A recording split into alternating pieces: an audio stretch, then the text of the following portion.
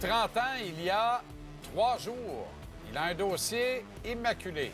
28-0-0. Et le 27 juin prochain, il va se battre pour un titre intérimaire du WBC au Centre Vidéotron à Québec, fera de nouveau les frais de la finale parce que ce n'est que ce qu'il fait désormais. Christian Billy est avec nous. Christian, comment ça va? Salut, ça va très bien. Et excellent. toi-même? D'abord, bonne fête en retard. Merci beaucoup. 3 jours après, ça marche encore. Exact, ça marche toujours. Comment on se sent à 30 ans? Je me rappelle très bien avoir souhaité bonne fête à Jean-Pascal pour ses 30 ans.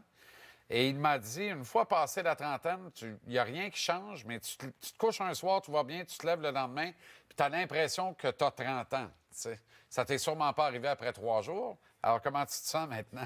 Je me sens très bien, en forme. Physiquement, je n'ai pas vu de différence. C'est sûr que je pense que psychologiquement, c'est différent parce qu'on se dit, OK, 30 ans, on se dirige un peu plus vers la fin, d'autant plus que moi, je ne veux pas trop rester trop longtemps dans ce sport-là.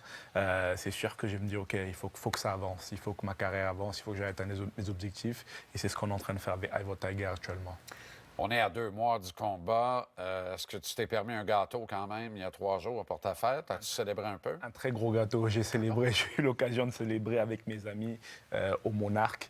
On était une trentaine à faire ça. J'ai voulu marquer le coup parce que c'est la première fois de ma vie que je célébrais pour mon anniversaire. Wow. Et je me suis dit, pour mes 30 ans, let's go, on va mettre le paquet et sans regret. Trentaine d'amis pour tes 30 ans, c'est bien mérité. Tu as parlé de cette urgence de performance, de cette urgence de combat significatif. On est venu à ça, d'en avoir tout un. Comment tu t'es senti dans tout ça? Parce que ça peut déstabiliser un boxeur, évidemment. Et tu te préparais, je présume que tu t'étais fait à l'idée que là, tu aurais une bagarre chez toi, en plus, dans ton pays d'origine, contre un Français d'origine également. Il y a quelque chose là d'extraordinaire. Comment tu t'es senti dans cette annulation-là? Il y a eu plusieurs annulations. Au début, je ne sais pas si vous avez suivi, au début, je devais rencontrer Munguia. Munguia qui s'est fait battre par un Français qui l'a sous-estimé finalement. Ensuite, on a eu Pachenko qui devait aussi pour l'IBF, qui devait nous dire s'il devait nous combattre ou pas. Il nous a esquivé pour la première fois.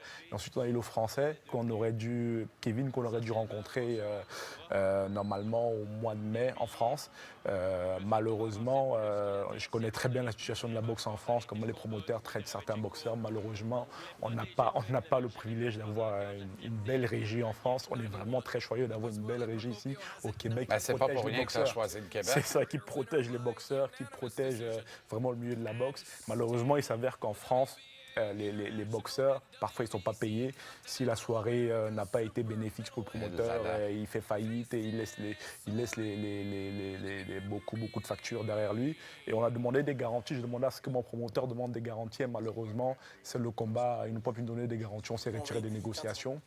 Et ensuite, on a eu encore Pachenko par la suite pour la WBC intérimaire, le champion du monde WBC intérimaire, qui nous a encore dit non au dernier moment, juste avant les enchères. Et grâce au travail de mon équipe Ivo Tiger et grâce à leur persévérance, on a pu avoir ce championnat du monde intérimaire avec le Polonais Suleski. 10 mois d'inactivité, est-ce que ça te fait craindre un peu ou au contraire, il n'y a pas de souci? Non, il n'y a pas de souci. De toute façon, moi, je suis toujours quelqu'un qui s'entraîne régulièrement. Je m'entraîne tous les jours. Peu importe, j'étais parti en France, j'étais à Dubaï, j'ai fait un peu le tour. J'étais un peu partout, mais je garde toujours ma routine d'entraînement tous les jours. Et ça fait maintenant 2 mois maintenant que je suis de retour au Québec où je m'entraîne, où je maintiens la forme. Donc, pour moi, il n'y a pas de souci. Je serai prêt pour ce combat. Parle-nous de ton adversaire, Makiai Suleiki. Je l'avais vu, on va dire que je l'avais perdu de vue il y a un bon moment. J'avais entendu parler de lui une fois quand il avait battu Rosado. Il avait combattu pas mal de gros noms en moyen.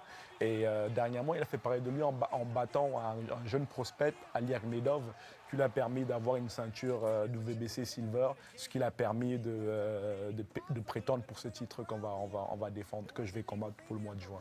Alors, ça risque d'être... En fait, pas ça risque. C'est assurément un adversaire de taille. C'est un adversaire de taille, c'est pas un adversaire que je sous-estime. C'est un adversaire, comme vous le voyez sur l'écran, il va à la bagarre, il donne de l'engagement. C'est sûr, il va falloir que je me méfie. Faut pas le sous-estimer, il ne faut jamais sous-estimer un adversaire. Ça, Il me semble que c'est pas le genre à sous-estimer personne. Jamais. Toi. Et ça s'est vu encore avec Munguia qui a perdu, que j'aurais dû rencontrer, qui a perdu malheureusement. Encore des petites informations comme ça qu'il faut prendre en compte. Il ne faut jamais sous-estimer un adversaire. Et j'espère bien le 27 juin offrir un spectacle plus public au Québec et prendre cette ceinture. Le classique Cinco de Mayo s'en vient le 3 mai. Canelo Saul Alvarez a rendez-vous avec William Scully. Qu'est-ce que tu penses de ce combat-là, puisque c'est pas toi qui y es, et tu pourrais très bien y être et offrir un combat significatif à Saul Alvarez qui ne donne pas l'impression d'avoir envie de ça, des combats significatifs. On dirait que le gars veut plus bien travailler fort. C'est les aléas de la boxe. Je dirais que c'est un peu les mauvais côtés de la boxe. C'est sûr que pour ce combat, pour le 4 mai, il avait le choix entre Skull et moi.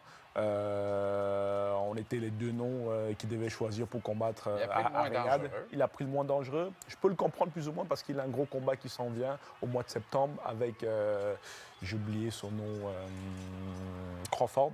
Ouais. Sont censés faire, c'est un peu l'objectif de Turquie qui aimerait faire deux gros champions ensemble. Évidemment, il ne voulait pas prendre de risques parce qu'avec moi, je pense que je suis plus dangereux. Je risque de le faire plus de dommages physiques qu'un Skull qui va le permettre de préparer tranquillement son combat pour le mois de septembre. OK. 2 de tes 3 derniers combats au Centre Vidéotron. On peut dire que c'est un peu ta maison ici au Québec. Exactement. Le public t'a bien adopté là-bas. Parle-moi de ta relation avec la foule de Québec. C'est vraiment une belle foule. Je dirais que, comme quand j'ai dit au directeur du Centre Vidéotron, c'est un peu ma raison secondaire. Un chalet. Oui. Encore une fois, c'est eux qui payent la facture Hydro-Québec. Heureusement. Heureusement. C'est un gros chalet. Exactement. Et honnêtement, on s'y sent vraiment bien au Centre Vidéotron. Il y a vraiment des beaux combats, il y a une belle ambiance, un public incroyable. Je pense qu'on est nous le boxeur, on est très contents et très chanceux d'avoir un tel public vraiment derrière les boxeurs. Il y a toujours une ambiance. Je vous invite à aller une de ces quatre, mais il y a toujours une ambiance incroyable. Bien sûr. C'est un bon public de boxe. Très bon connaisseur public. Qui est engagé et qui est impliqué, qui aime ses favoris et qui est capable d'apprécier un bon combat de boxe avec deux gars qui connaissent moins ou qui ne sont pas des favoris locaux également. Exactement. C'est un très bon public de boxe. Ton objectif après cette bataille-là, est-ce que tu veux te rebattre en 2025? On va voir. Déjà, il faut que je me concentre sur mon adversaire. J'ai un gros combat à faire le 27 juin. Ensuite, je pense qu'on va avoir un petit meeting avec mon équipe, avec Ivor Taguer et mon équipe d'entraînement pour savoir où on se dirige vers la suite. Il ne faut pas oublier que Canelo combat aussi au mois de mai. Ensuite, il combat au mois de septembre. Évidemment, on va mettre la pression pour pouvoir avoir enfin cette chance de pouvoir être numéro 1 mondial. Christian Mbili fait les frais de la finale de la carte Eye of the Tiger Management au Centre Vidéotron de Québec le 27 juin prochain. Combat pour un titre intérimaire WBC à ne pas manquer. Merci infiniment. Bonne fin de camp d'entraînement. Merci d'être bien. passé, Christian. Merci pour votre invitation. C'est toujours un plaisir d'être là. Bon anniversaire encore. Merci et beaucoup. on se voit à Québec ou peut-être même avant, pourquoi pas. Avec plaisir.